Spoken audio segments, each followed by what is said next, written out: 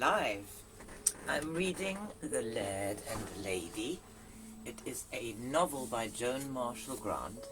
She passed away in 1989, and this novel of hers was published in 1949.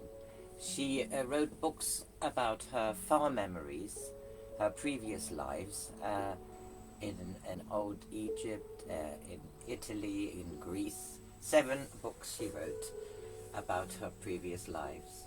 This is a novel. It's about Rowan and Marylda. They got married.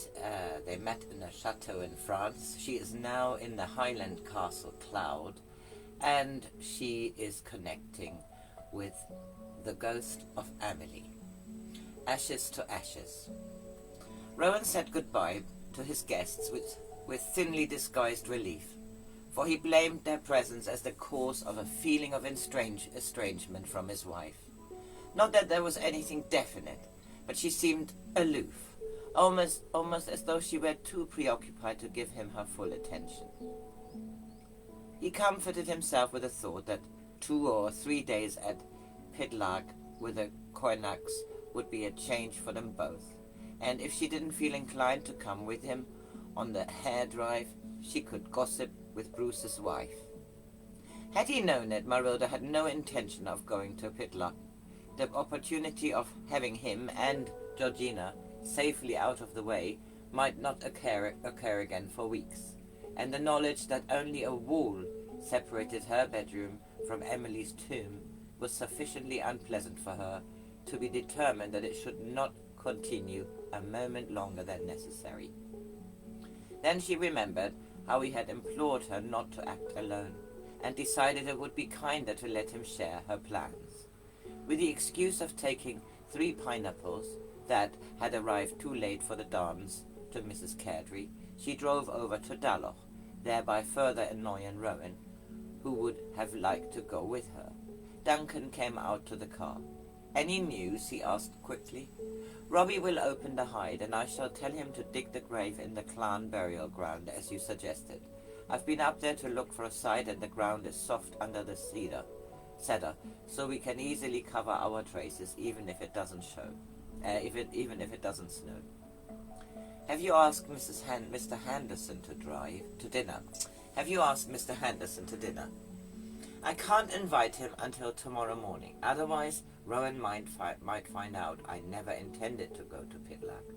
I'll send a note saying I want to consult him on an urgent matter.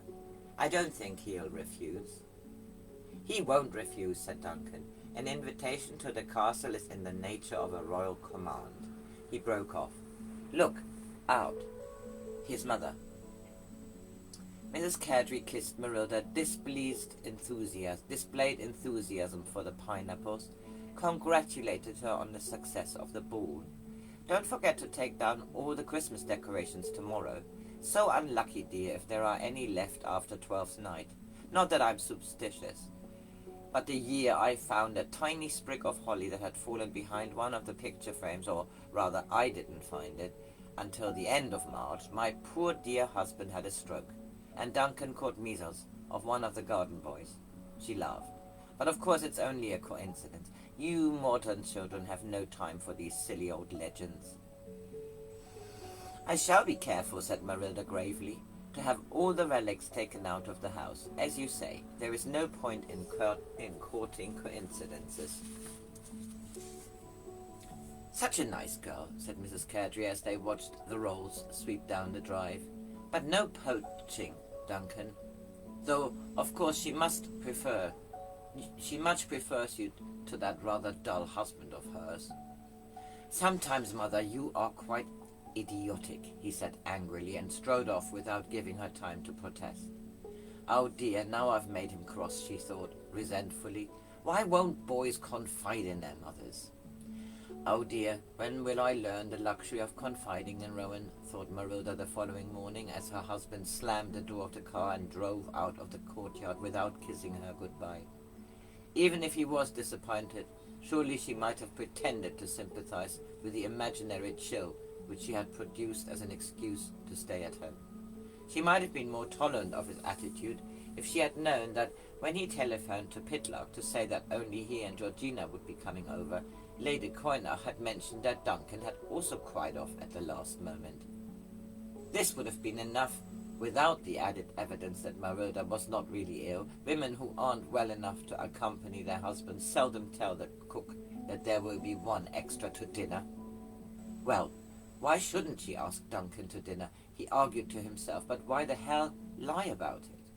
Georgina had the tact not to ask what made him drive too fast, but decided to give Marylda a hint that Highlanders are very possessive of their women. Had she known that Duncan was waiting on the high ground, watching the road until the roads passed out of sight, and then set off at a brisk pace towards Cloud, she might have found her loyalty towards Marylda a little strained. Duncan found Marylda in the courtyard, directing Anderson, who in turn directed his underlings in the erection of a heap of faded greenery that grew larger with every load that was carried out of the house. For the benefit of Anderson, she pretended to be surprised to see him. "Hello, Duncan. How nice of you to come over to give us a hand. Anderson is being most tolerant of American custom, burning all the Christmas decoration to bring good luck during the year." "A very sensible custom," said Anderson pontifically. "And burning it here saves a lot of labor, and the wood ash will be easy to collect off the cobbles." "They're stripping the banqueting hall now," she said. "I should think there are a couple of tons of holly in there. Come and see." Mystified, he followed her into the hall, only to be led into the library. "What's the idea, darling?" he asked. She poured out 2 glasses of sherry before answering. "I had a hunch.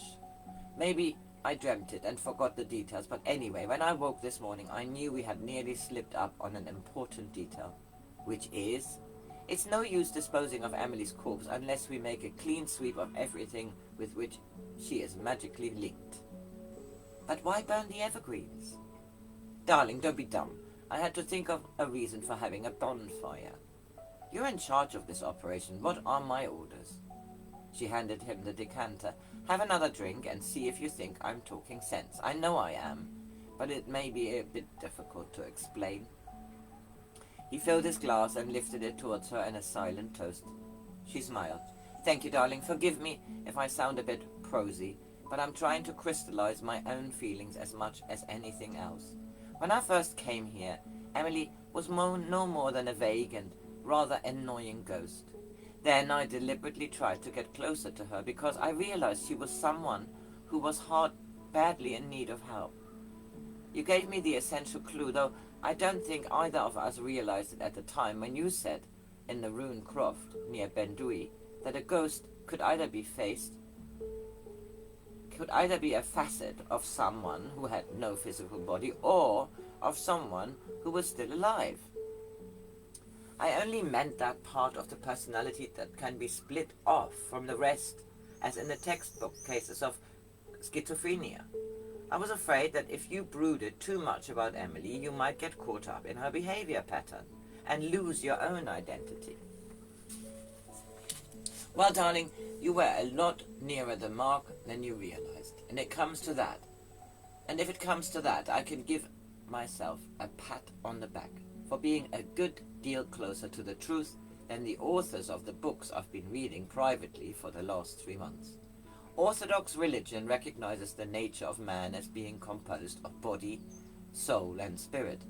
But so far as I've been able to discover, the pundits are fogged as to the difference between spirit and soul.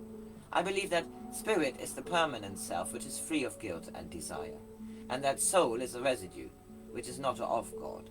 What I hadn't realized until last night is that a spirit can send down another bit of itself into incarnation, without waiting for the bits and pieces to catch up with the mainstream. I know it sounds rather involved, but what I want you to get firmly established in your mind is that Emilie and Marylda are 2 branches of the same tree, and the tree has probably a lot of other branches." "You mean that the tree is God?"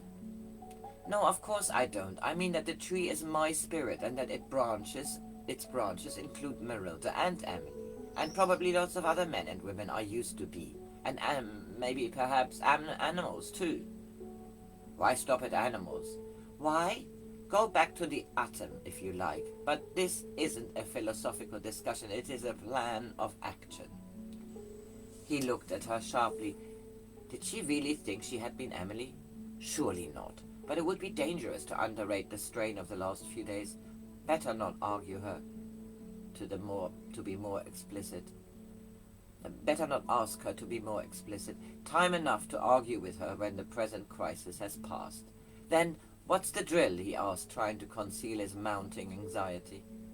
Emilie, poor dear, must be getting very bored with being limited by the dregs of an outworn personality. Nearly half a century is far too long to sulk about being murdered, and I think the best way to help her snap out of it is to dispose of her clothes as well as her body. She found them both far too engrossing. So you want me to arrange for everything to be taken out of the room before tonight? Yes, darling, unless you'd prefer me to give the orders in case Rowan is sour. I'll fix Rowan, he said with a confidence he did not feel. I'll go to see Robbie now. He'll be the best judge of how to tell the others. He whistled as he crossed the hall, hoping that Marylda would take this as a sign that he was not in the least dismayed. How could he pacify Rowan? The situation was tricky enough already without giving him further cause for jealousy. Damn it, what would he feel like if his wife preferred to take another man into her confidence? But it was no use worrying about it. Sufficient that the lady had spoken, and the knight must obey. After further deliberation, he summoned Robbie, Sandy, and Anderson to a conference in the gun room. He passed round his cigarette case and waited until they had half emptied their mugs of beer. We have decided that her ladyship has decided, and I entirely agree with her, that it is quite time the things which were left behind by the First Lady Hector should be removed from Cloud. You may think it odd that this should be done in Sir Rowan's absence, but I feel confident he will approve, for his grandmother would otherwise be reminded of unhappy memories. All right, said Robbie, whose practical mind had already considered that the wardrobe would be heavy to shift. There's no good purpose served by keeping things which are of no manner of use, and it would not be suitable to offer them for sale. They should be burned, said Duncan, as though the idea had only just occurred to him. The bonfire in the courtyard will serve as an excellent excuse, for I'm sure you all agree that this should be done privately, so as to provide no opportunity of reviving certain malicious stories. It would not be pleasant if her ladyship should hear anything said against her aunt. I agree too, sir, said Sandy hastily, dismissing as unworthy the thought of how these happenings would have entertained the girl he was courting. The prospect of seeing the sealed room, which had already become almost legendary, fired his imagination and brought a twinge of excitement even to the more solid Anderson. Some maintained that the room contained only the furniture of the wicked Lady Hector, but there were others who whispered that it had been closed because of a haunting.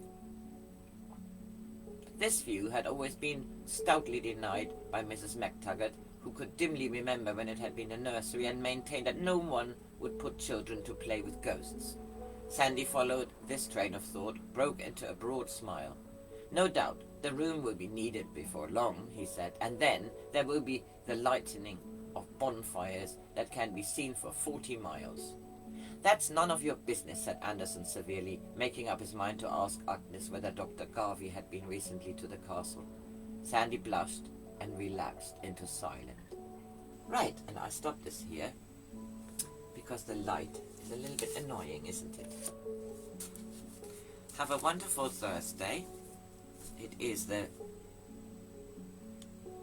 20th of June.